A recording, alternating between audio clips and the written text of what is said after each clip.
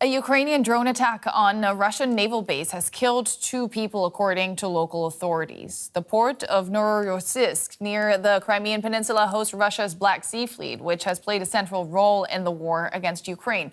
The regional governor says the drone struck in broad daylight, hitting apartment buildings and a hotel.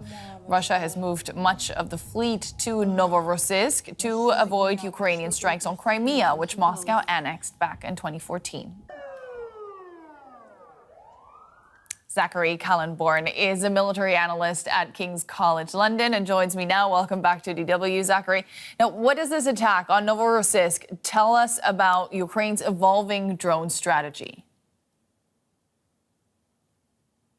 Yeah, it certainly demonstrates the scale and capability that they are able to field of striking very deep inside of Ukraine or inside of Russia and causing significant and continual damage to the oil infrastructure, to include not only refining, but also the transport out of the country.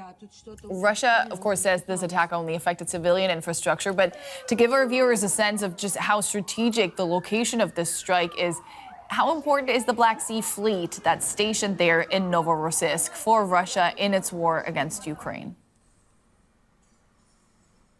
Yeah, so the Black Sea Fleet does provide quite a bit of function, as well as the broader Black Sea, in terms of allowing oil and agricultural exports. And certainly Russia needs to continue to make money in sales to continue the war effort itself.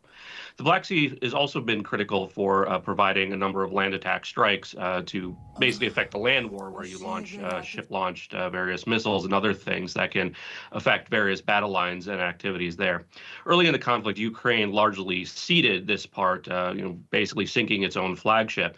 But over the recent years, Ukraine has been able to start contesting that using a mixture of sea drones, aerial drones, and other types of attacks that we've seen today. Overall, how successful would you say has Ukraine been so far with attacks on military bases within Russia?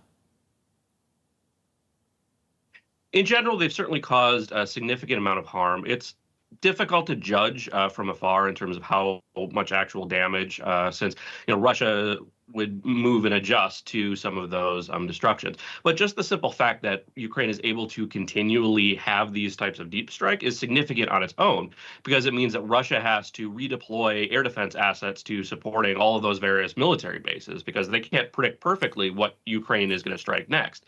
And just the fact that you have those air defenses there behind the lines protecting military bases means that they're not at the front protecting the soldiers and the core of where the fighting is. So extra work, extra resources, but how much have these attacks really slowed down the Russian war machine? That's an open question. These types of oil attacks, my sense is that they have limited effect directly on the actual military. Where it does have effect is reducing the overall amount of general money that Russia has, which in turn affects sort of their broader political situation.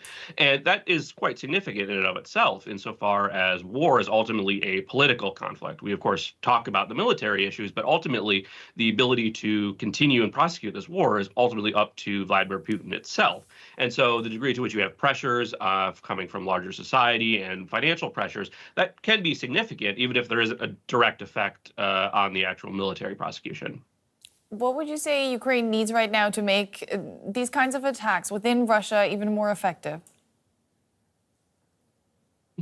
Well, I think they've been doing a great job so far. So in terms of improvement, certainly having more drones, having more intelligence, having more capabilities from the United States and other Western allies to continue prosecuting these and increasing the tempo as much as they can is certainly very useful. And how has Russia been responding to these attacks, other than scrambling to, fix what's broken? Yeah, there's certainly been a huge amount of that, and redirecting some air defenses and supporting defenses. I recall there was a great video, I think it was maybe a year ago, where an air defense system was being deployed on top of a building in Moscow, which was quite visually interesting. But that type of deployment, I think, is a big part of their focus. Have greater defenses to protect what are the areas that Ukraine might strike and limit the amount of damage that they would do. This is military analyst Zachary Kallenborn. Thank you so much. Always great to have you on the show. Thanks for having me.